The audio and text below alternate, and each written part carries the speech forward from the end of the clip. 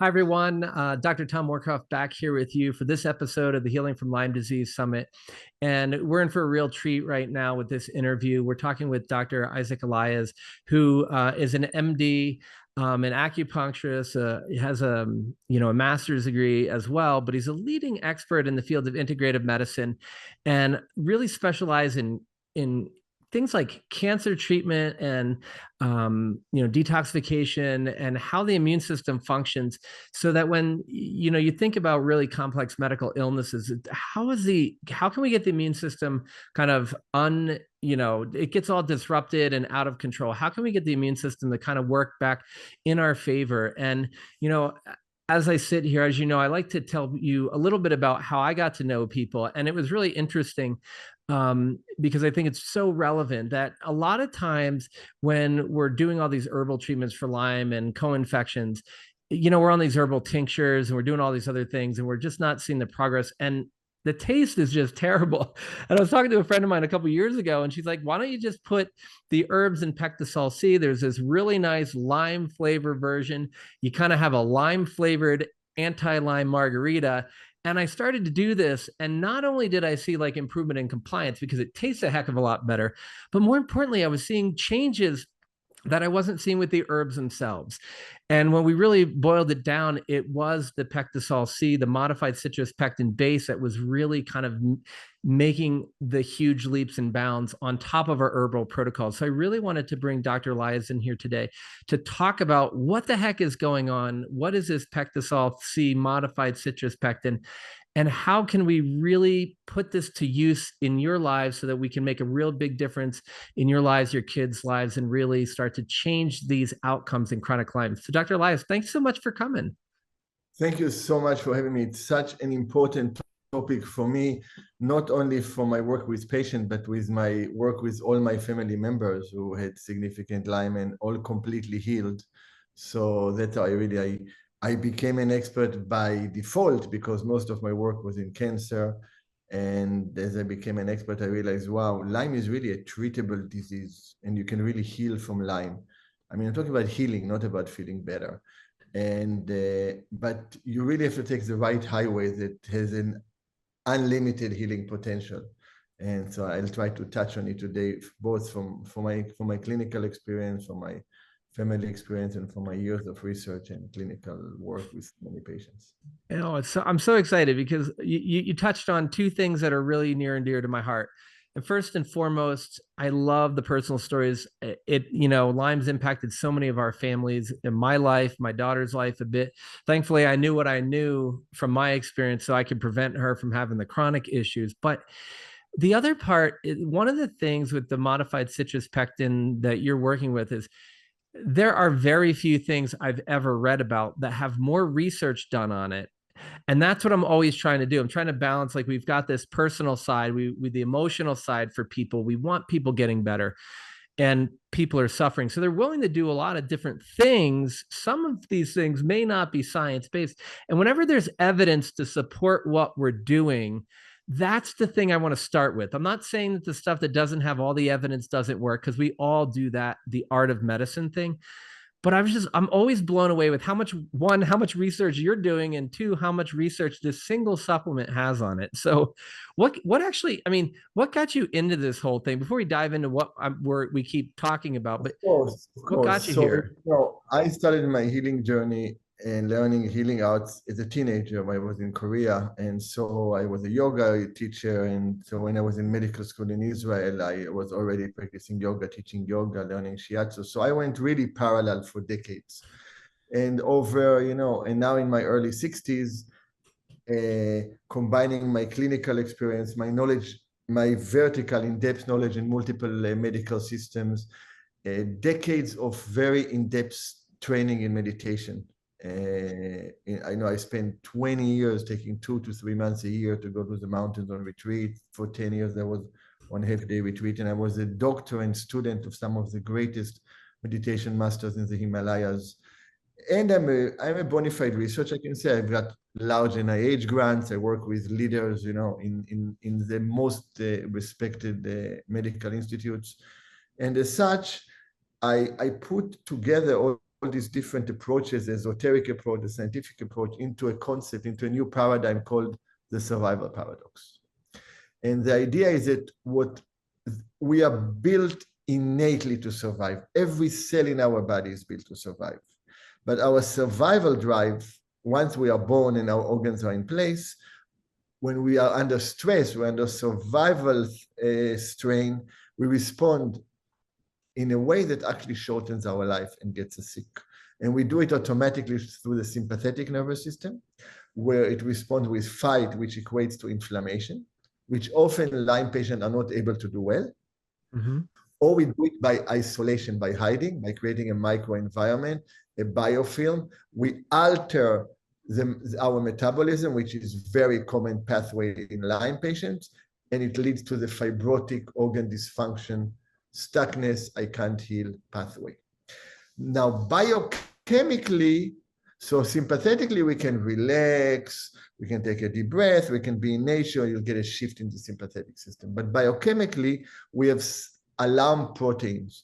And the one I've researched for almost 30 years, and I made some of the most important discoveries that blocking it will attenuate inflammation and fibrosis, and also will remove heavy metals and will attenuate the immune system. These are all my discoveries. It's much bigger than me. Galectin-3, this protein is called galectin-3. It now has 10,000 published papers, so obviously much bigger than me. The compound, the natural compound I developed, pectosol, has 82 published papers. And you look at the papers, they are like on kidney disease, on sepsis, on oncological papers, on heart disease, on liver disease, on lung disease. Why? Because we are addressing an upstream and very early stage signal that starts this survival response that doesn't stop. And it leads to the cytokine storm that we are so familiar with now in COVID. And it leads to damage to the body. So addressing it becomes key. And we can address it from the point of view of lifestyle, of our mind body. But biochemically, we have to block galectin-3. And that's why I think that finally, as I've started talking more in the last year about all this work, I think pectosol is gaining its place as, I would say, one of the key, if not the key, supplements specifically for Lyme. And so, of course, it's a very rewarding for me. I was very focused on cancer for many years. I still am. But it's really remarkable how it can make a difference because of its mechanisms of action. And when we understand more what galectin-3 does, galectin-3 goes up within minutes. And it's a bus driver that drives inflammatory compound, hyperviscosity compound, immune disruptor compounds, angiogenesis compound, metabolic disruptors into the area of injury. So if you have, for example, an area where a spirochete decided to become active, or a biofilm is disrupted, or there is a damage to a tissue, then the galectin-3 will get there. It will create a lattice formation, a pentamer, that will bind many pentamers, literally will create a coating.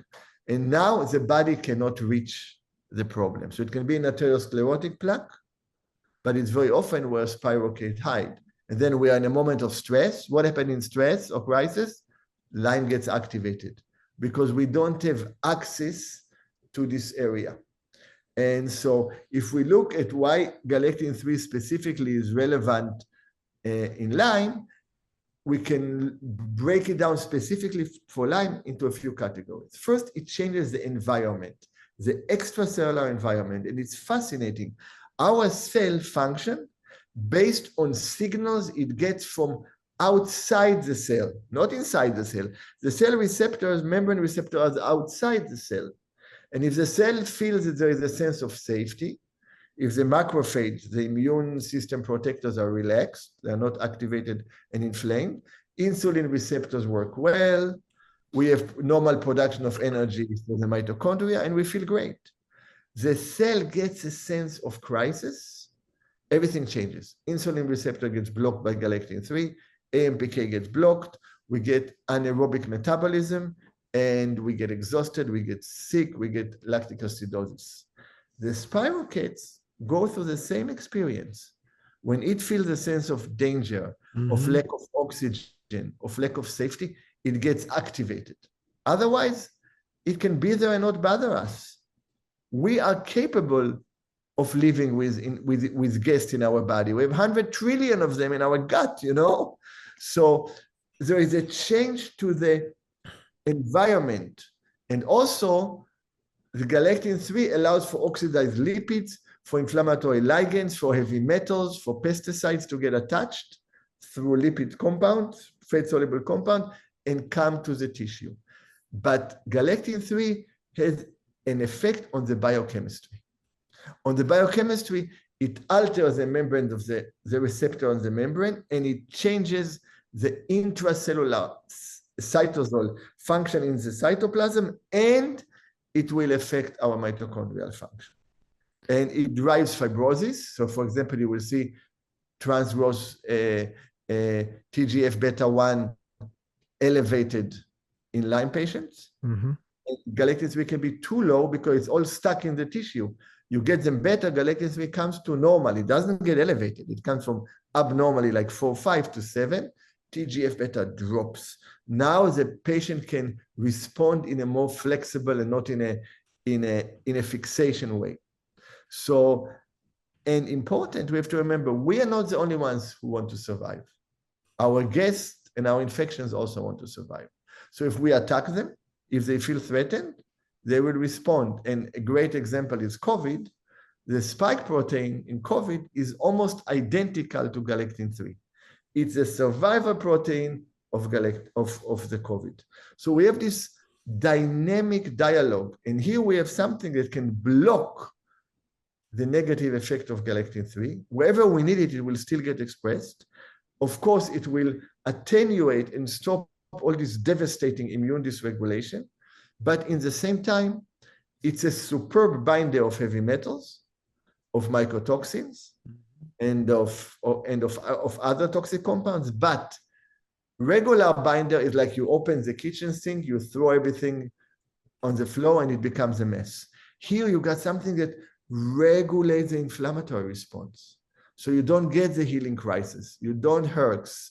And people like you were mentioning when you talk with Dr. Mariah Hinchis, there's a reason why every single Lyme patient now is on Pectasol, because you get this, what you describe is very typical of a Lyme patient. They feel, wow, my digestion is working better. I can actually handle things better. And on top of it, you can have botanical, you can have vitamin, you can have dietary changes. If there are doctors who use antibiotic, it's a whole discussion when and when not to use it. If we have time, I can touch on it.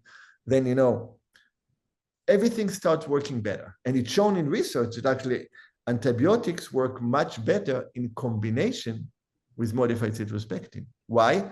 We are exposing the problematic part, we are cleaning the mess, and we are allowing oxygen, life, to come into the tissue. So that's a little bit why this is such, why Pectasol is really like the head of the arrowhead. And on top of it, you can build so many things. And, you know, in my practice, yes, I can use things as simple as a few supplements, but I also quietly, now I can disclose because I don't do it anymore. For over a decade, I did whole body hypothermia, you know, Lyme disease. And I was one of the key people on the use of artesunate IV from about 25 years ago. And I'm a disruptor in therapeutic apheresis in a global level. So of course I use more dramatic methods when needed. But if we can move our life and our body from a survival response to a place of a parasympathetic safety, and if we can deal with a traumatic state, you know, many patients are in a constant PTSD because of the Lyme disease. And that's a great topic to, if we have time, I'll touch. How do you change this? Because that's key to healing. How we change the mind's approach in Lyme disease. Yeah, and I think it's so important. And I mean, it's so much to unpack. But one of the things is like, you know, I love multitaskers, right? So I love using something that I would agree. I use it as a binder quite a bit. And I don't see the flares I see with a lot of the other binders. I still feel that I have a need for some of the other binders, but it's very interesting, right? You can And then combine them. It's not a problem. Yeah. cool. And so when we bring it all together, like, I was just thinking as you're talking about, hey, we get inflammation and Lyme and autoimmunity and COVID, but we have cardiovascular disease. I got into medicine to help people live a long, healthy life, not to just treat inflammation. But it turns out that lo and behold, I got into medicine to treat, to bring down inflammation, I guess. But when I think about it, it's almost like I think about acutely inflammation can be good because it's a signal to start, there's something wrong and to heal it. With Pectisol C, if I'm using the modified citrus pectin, say, it almost sounds like I should do it all the time. All the time. And every person should do it all the time, because as we age, our galectin-3 goes up. As we age, our ability to repair injury of all kinds, stress, toxins, genetic, epigenetic, is not as efficient. So we end with more inflammation and fibrosis. And this is why centenarians have lower galectin-3 than people in their 70s and 80s. Interesting. So can I do too much anti-inflammatory with this? Or, I mean, because I'm always wondering, like, there's the whole like hot cold when you sprain your knee or your ankle, or I can use ibuprofen, I can't. Is this galactin-3 pathway one where it's like, I just want to keep it at like, if I use the Pectisol, I'll keep it at a particular level that's optimal and not just make it not work at all? Like, is there a positive to having galactin-3 floating around? Of course, galectin-3, as part of its survival, helps injury repair. And if it could have helped just for a few minutes, it would be great, but it doesn't get shut down. And it's not an anti-inflammatory, I want to emphasize. It regulates normal inflammatory response. So it will attenuate interleukin-6, take it down. So you don't have this NFA kappa beta, TNF alpha, so you don't get the damage from chronic inflammation. But at the tissue level where you need it, galectin-3 will still be expressed. So you're not suppressing. Good. The problem is not inflammation. Inflammation drives many diseases, but inflammation is not a cause of any disease. The cause of inflammation is a survival response. That's what causes it. So we're now going deeper. And of course, on a real deep level is how do you let go of the survival response? That's our life journey, right? We identify with things, we hold them, we don't let go. And so in this sense, and I want to make sure I at least touch it because it's a key healing method for Lyme patients.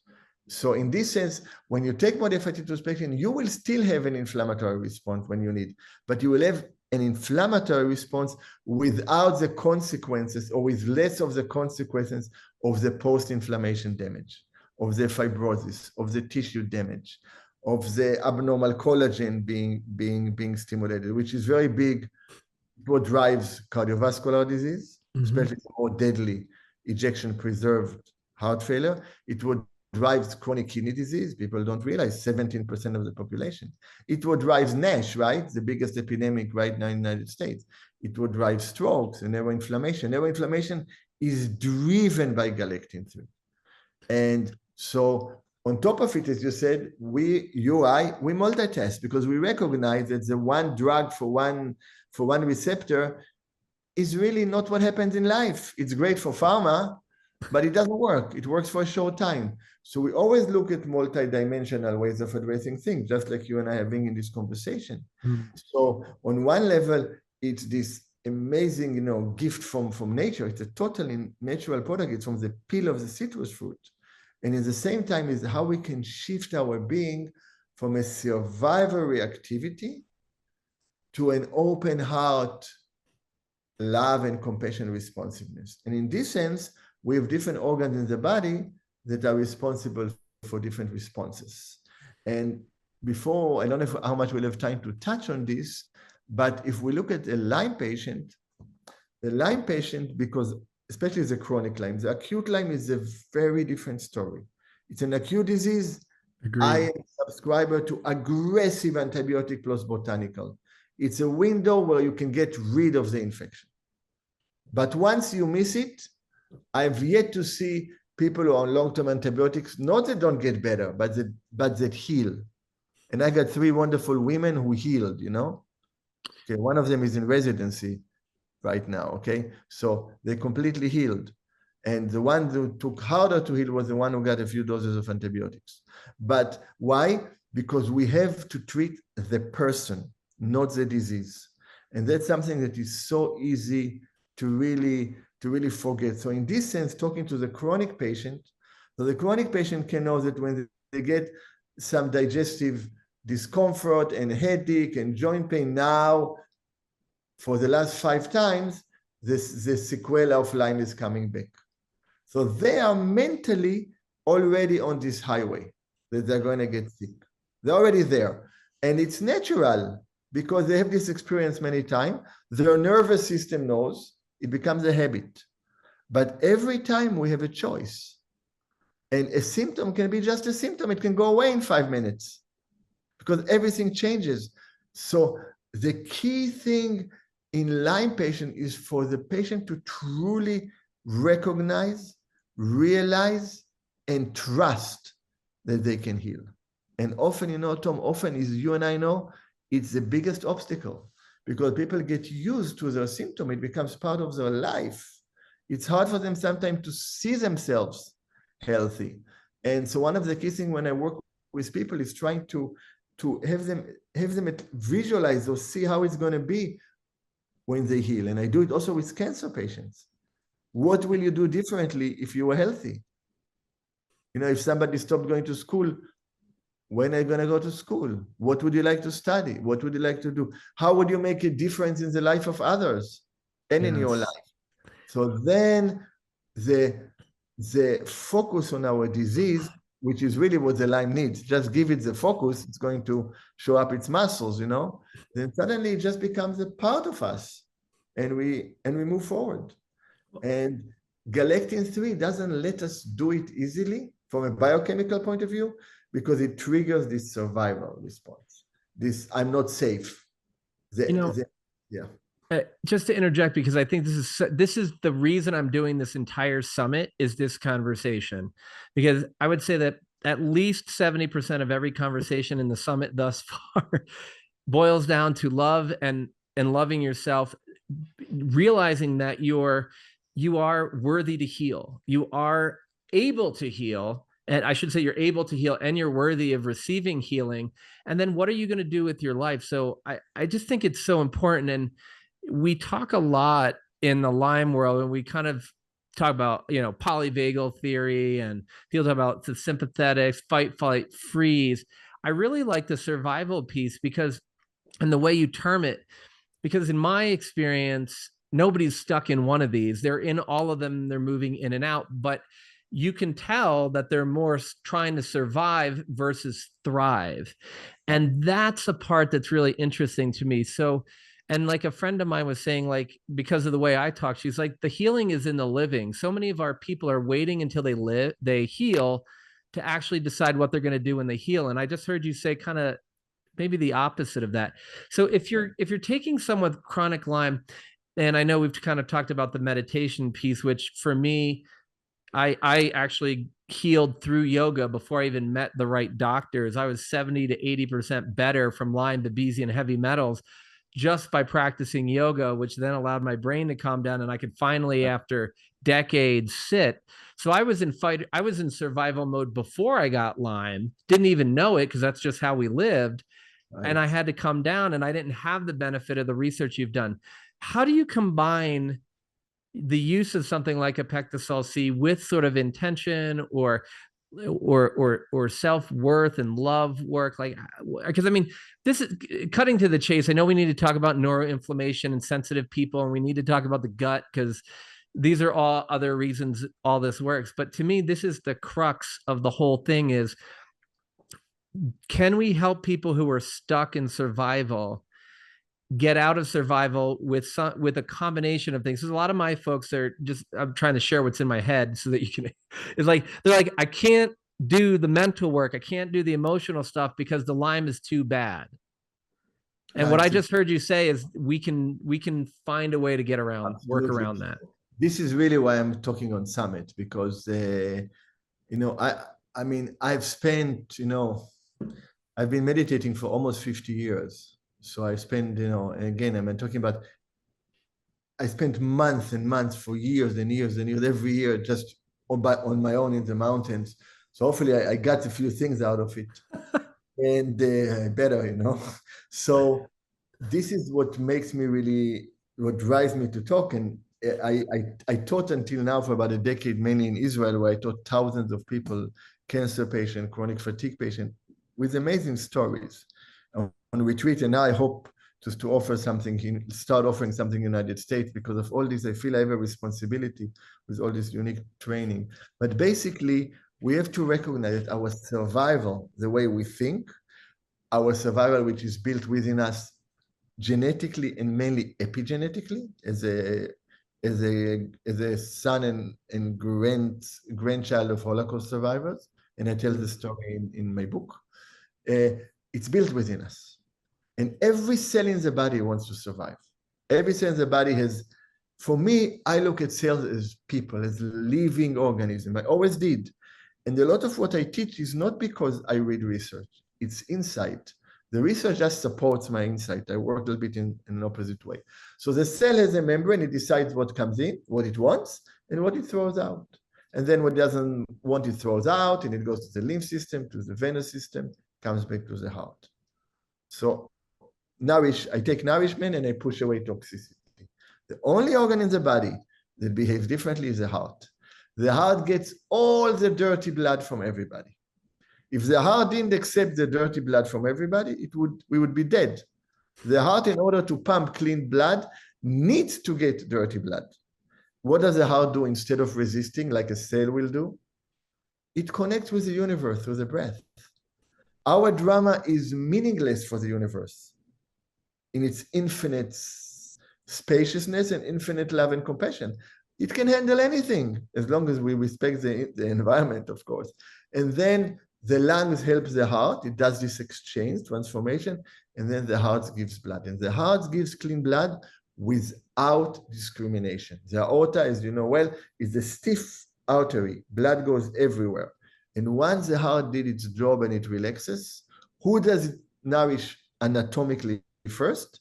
It nourishes itself through the coronary arteries. So this is self-love as part of loving others and in order to love others. It's not self-love because of narcissistic approach. And it's interesting, if you think about it, the heart is the only organ that nourishes itself outside of the organ and after it finished its job.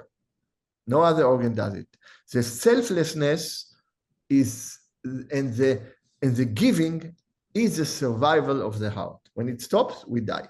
So when we connect with our heart, it doesn't matter if our head can't concentrate. It doesn't matter if it's foggy. It doesn't matter if we have a headache. Our heart is still flowing. It's very hard to change the mind here because what is health? Health is with everything, when everything flows. There's no hyperviscosity, there's no arteriosclerosis, there's no turbulence in the blood. Everything is flowing. But our head does exactly the opposite, right? We are talking, and you and I, we are analyzing. You are listening to me and you're analyzing. I can see this. And your thoughts are going. Well, the moment you think about one thing, well, the flow has been disrupted. So it's very hard to create flow in the mind. It takes a lot of training. But the heart, it flows naturally. So when we connect with our heart, we connect with the ability to transform difficulties and poisons and struggle into love, compassion, and healing, which physiologically, at least, is already built within us. That's what I mentioned to you about open heart medicine that you and I are going to experience soon. So this is the power. And when the patient connects with this, anything and everything is possible. And I can tell you, before I went to Chinese medical school, I had to pick the school in California. I came from Israel, and I wanted to go to Lake County for a night, and I meditated outside on my way to the airport. I got to Israel, 104 fever, stiff neck. Luckily, a brilliant clinician did a dark field of my blood and had a rare rickettsial disease. Liver enzymes 10,000. Okay. Holy. And I didn't respond, luckily, to doxycycline after 2 weeks. So they gave me chloramphenicol, which is illegal antibiotic. It's so dangerous for 2 weeks. And I got out of it. But I wasn't getting out of it until one of my students because I felt like I'm dying, they thought I mean, with such enzymes in the liver, this is extreme. And I remember one of my students called me and said, Isaac, what happened to you? Where's your mind? I was like in my late 20s, and I remember the shift in my thinking. And then it took me many years to heal, but you know what? I never even checked if I also had Lyme disease. Didn't matter for me.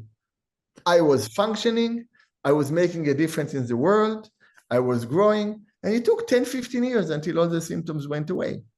And so the key thing is to understand that because everything is changeable, everything is possible. The moment we get stuck and fixated in a place we are not supposed to be stuck, this is elevated TGF-beta-1. This is fibrosis. This is a microenvironment which is not normal. This is a biofilm that now is not functioning well. This is a manifestation. So we want to dissolve the fixation from the point of view of our mind, our heart. We want to use supplement that will do it. When there are extreme cases, we do need to revert to things like therapeutic apheresis, where we filter all these oxidized lipids and inflammatory compound from the plasma. And it's not that they're not going to come back. It allows the body a chance to recalibrate. So for certain people, there's the capacity, and I wasn't one of them. I had to work hard to get to wherever I am. There's the capacity to let go very quickly, right? You have such patience. And certain people, it's hard. They need more help. But eventually, this fixation, this holding, this stuckness can dissolve. And when we realize and recognize that this is the only truth, is that everything is changeable. There is no argument, no matter what is your belief system, everything is changeable. Nothing stays the same. Quantum mechanics, any philosophy. The moment we tap into this very basic truth, we allow the change to happen, which means that we have a choice in the next breath, in the next thought, and eventually it's going to change the way our gut is dealing with its microbiome, more friendly environment. And our blood-brain barrier starts functioning better, and the brain doesn't respond with neuroinflammation. And within it, we have to remember that we're not in control of everything. We are bombarded with heavy metals, with mycotoxin, with pesticide, especially glyphosate, where I'm doing a lot of research because I a little bit overlooked it. I mean, many people have overlooked it. We check it, but what are we doing with it, right? So I just finished developing a formula called glyphosate, and initial clinical results are very good. We're actually reducing glyphosate significantly. It's going to be one of my bigger contributions, I think, because it's such a problem. So we have to understand we do have to remove anything that disrupts our health, and some of it is toxin, some of it is emotional toxin, and some of it is our mind being fixated on certain patterns that helped us to survive when we needed, but now they are no longer needed. And with Lyme, it's a key point for the patient to see themselves healthy. I think it's so critical because as you're talking, it's just so easy to drop into myself and just kind of listen. But there is also the, hey, what do you, obviously, like you said, there's a little thinking going on. And I'm like, it's so critical because to me, we talk so much about placebo, right? And we have to, it's so powerful. We have to control for it in medical studies. But to me, it's like the placebo isn't 30% or 33%. It's more like 80.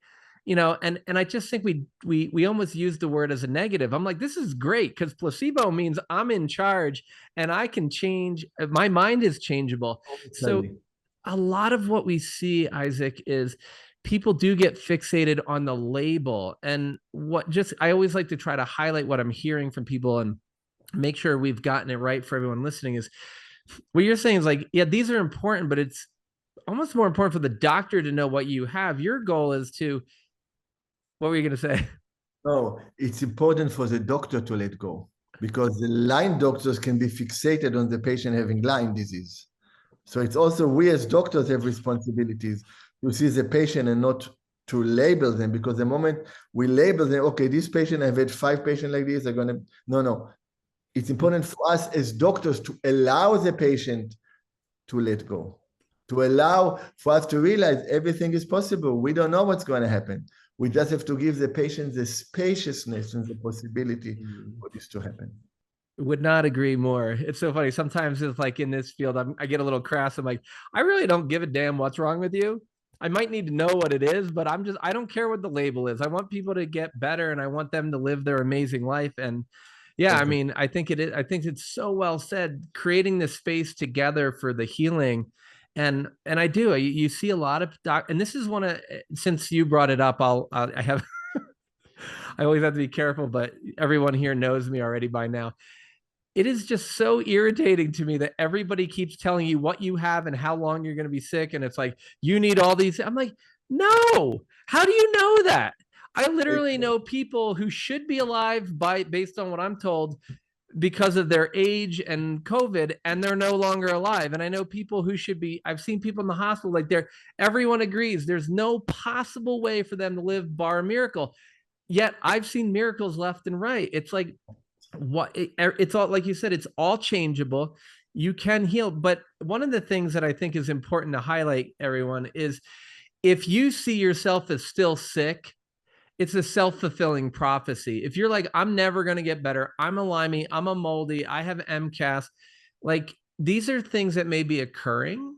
I think it's so important, Isaac, to just, like you said, create the space, allow the healing to occur, and get rid of some of the labels and just let it happen and dive into that. I mean, that's kind of like my whole goal for this entire summit. I think you just encapsulated is to create the space.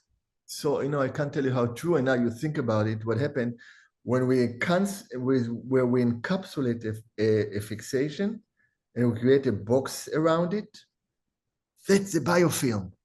That's the plaque where the Lyme is hiding. And then we hide it and we're not in touch with it. But it ferments, and the moment there is crisis and the Lyme field, we're talking about Lyme today, of course, cancer is exactly the same or other things. And the Lyme field, oh my God, they are stressed, they are inflamed, they are weak, they are in trouble. Boom. Boom. And so that's the idea. We have to break the fixations. And once we break them, and we break them sometime by breaking the biofilm with pectosol, by changing our diet, by hydrating well, by detoxifying, by changing our mind, everything goes.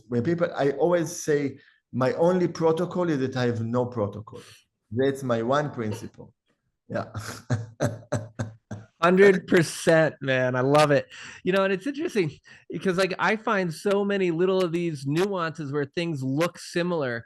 Like, hey, our emotions, we've created a biofilm around it, are this or that. And it's like really getting plugged in touch. And it's interesting. So I have a question. Like one of the things I see, and a lot of people, including myself, have attempted to explain some of this is like, when we talk about safety in survival, I don't really like that word a lot because a lot of my people I talk to in their heart, they're just like, I feel safe. In my mind, I feel safe. But then there's this part of their nervous system that does not feel safe. It's still in survival mode. But cognitively, they're like, hey, I'm fine. I should heal from Lyme. So I see some people when they're moving from, a lower state of health to a higher state of health, they'll make like the breakthrough.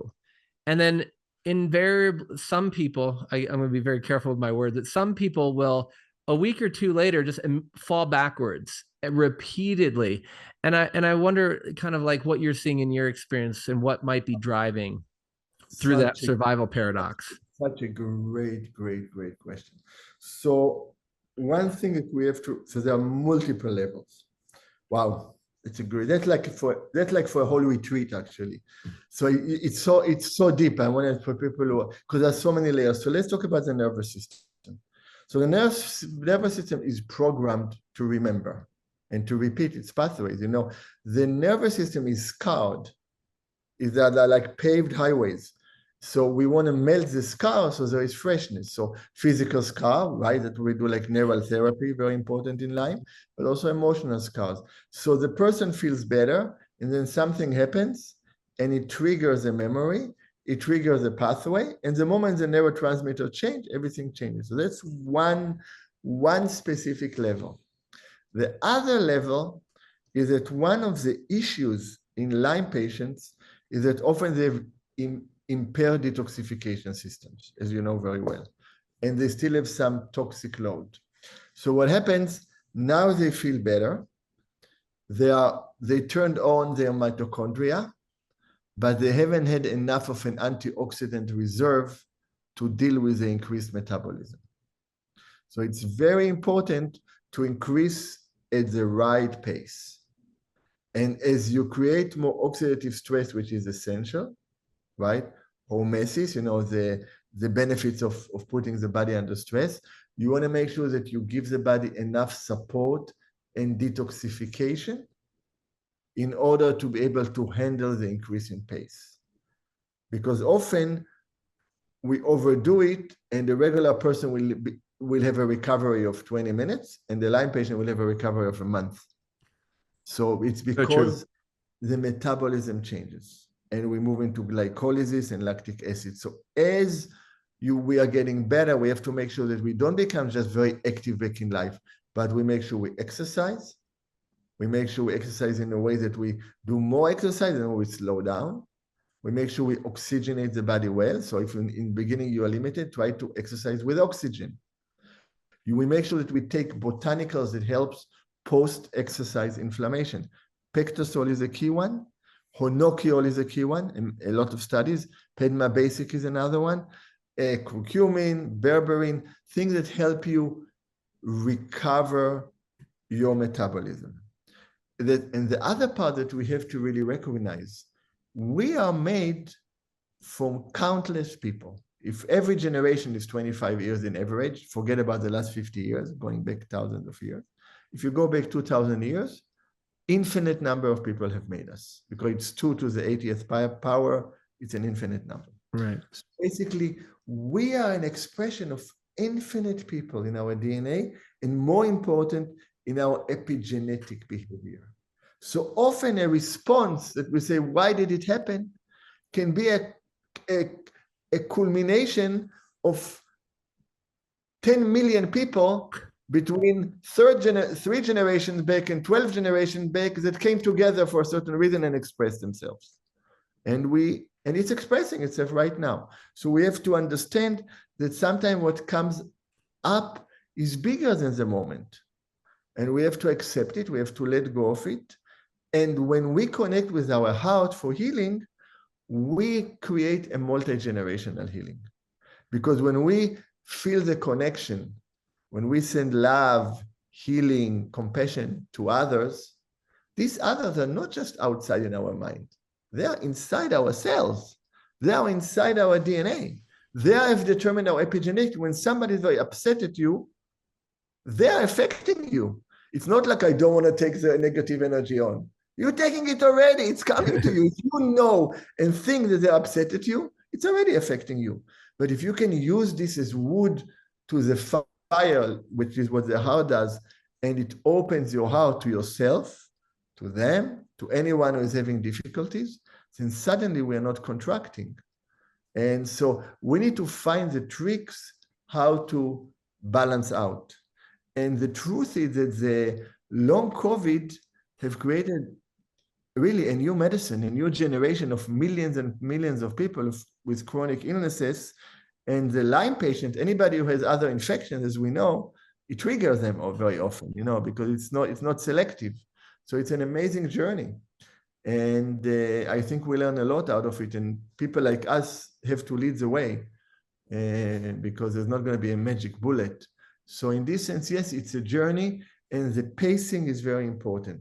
So the pacing means you pace yourself not too fast, but you also don't contract, because Lyme patients often will become overly cautious, overly afraid to do something, as you know so well. And then our activity is lower than our capacity. You can see it in the pulse diagnosis in Chinese medicine. But if our activity is more than our capacity, now we are going into overdraft. And if the liver is not really working well in cleaning and in producing, we're going to get in trouble. So it's really an issue of pacing. And yeah, it's one of the topics I love to work on with patients and a lot. It's a great point. It's a key point. It's it's easy to get, not always easy, but to get somebody better on a short term. I always say I'm a long-term doctor. But it's really, let's see somebody getting better over 10, 20, 30 years. You need to be able to pace them. And the point you brought is a profound point. And there are no simple answers, because just like you and I said, every patient is different. It's so critical though, and I really appreciate being able to dive into it, because I see that we're not short on new things to try and new things to buy online, but I think the idea of connecting to something that helps attenuate how the body functions optimally, being able to drop in, and like you're highlighting of how the heart works and being so open to whatever comes and then changing it by connecting to the universe and making that change is so critical. And I will admit, in the last couple of weeks, I've had some frustrations with a handful of people I'm working with, because my goal is to be the long-term pacing doctor. And I've had a few people who the pacing just kind of, it's hard. People are at home, their child's suffering, and they're living it every day. So, I mean, I understand that piece of it, but I just think the way you highlighted these critical healing points is just so optimal. It's just, we all need to hear it. Thank you. And it's an integration of doing something that helps us at the moment and realize that our actions affect the future generations related to us and the generation behind us because of epigenetics.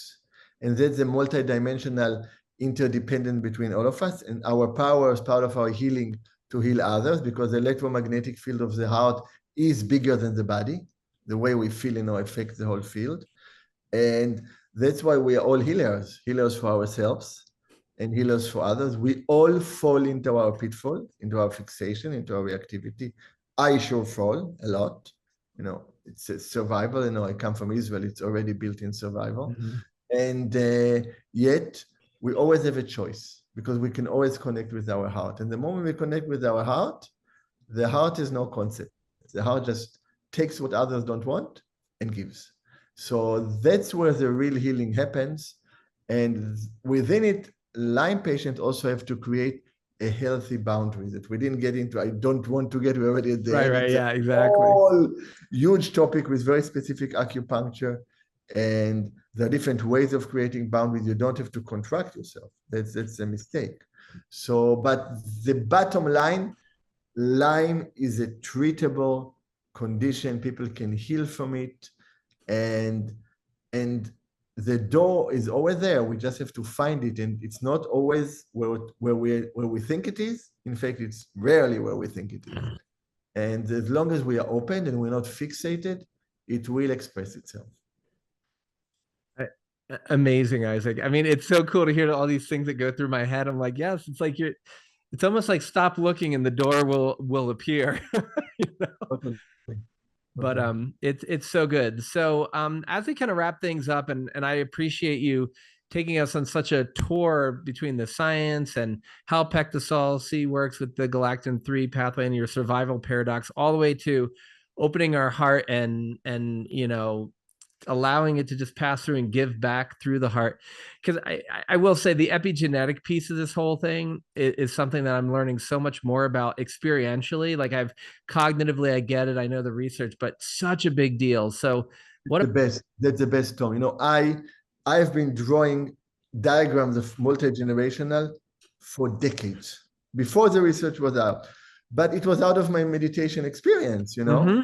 It wasn't out. And then suddenly people thought I'm crazy. Maybe I am, actually. But anyway, suddenly science came, and we know. So the best is to know, once we experience it, right, it becomes a different story for us. It's cellular for us. So good. I love it. And it's like, that's been my thing. It's like we kind of experientially get it, and the science ultimately catches up. So, but it is such an honor to be able to have this conversation. I feel like we could talk about each one of these topics, like you said, for an entire retreat for each topic, but maybe we'll work on that. But so I'm sure we've mentioned pectosol C a bunch, but and it's something that I use in a daily basis, and I use with my patients all the time. So I'm sure though, but there's also other things you're working on. If people who are listening are really interested in learning more about what you do, and even Pectosalsi, where can they find out about you and all that kind of good jazz? So they can go to Dr. Elias, drelias.com or .org, and I have a high quality newsletter with a number of writers, scientific writers that help. They can, of course, go to pectosol.com. They can also go to my clinic, amitabhaclinic.com, for treatment. But if they go to my website, and I do recommend my book, and not because I finally wrote a book, it doesn't give, it truly offers a new paradigm. And it's inspiring, because what I hear from people, it changed my view on health and disease, and it allowed me to heal in a different level. So, I took the time to read it, to write it. Of course, I want it to be read by as many people as possible. Yeah. That sounds great. So everybody, that's the survival paradox. All the information, like usual, we're going to throw up on our Summit resource page so you can find everything, but definitely check out the survival paradox and Dr. Elias. And then also, again, like I said, Pectosol-C is something that I use, my friends use, my patients use. And I'm always, as you all know, like I'm resistant to the change until I see that it's a needle mover, because there's so much crap out there, to be frank. And when I finally listened, there was a critical mass of people who said, dive in the using Pectosol. One of the few things that I would put the label game changer on in our clinical practice, helping people, like you said, Dr. Elias, heal, right? We're healing from Lyme. We're not just putting it in remission and hoping it's not coming back to beat us in the ass. I've been symptom free for over 14 years now. I have a whole bunch of people who are in the same boat. So I'd like to say thank you for your contributions to our summit and the conversation today, because anytime we can talk about the heart, I'm all in. I actually, thanks for having me, really. Yeah. And again, thanks for all your contributions to science and to bringing those two sides together. To me, it's such an honor to talk with someone who is true to the science and true and to what's pure of the love in your heart, and put those together, and it can actually be done. So if you guys are looking for someone to inspire you along that path, you've been listening to a gentleman who does that for me all evening. So thank you so much for being here, and such a great honor. Thank you. Thank you. And everyone, thank you for joining us for this episode of the Healing from Lyme Disease Summit. And I'm Dr. Tom Moorcroft. I'll sign off for this one, and I look forward to seeing you in our next interview.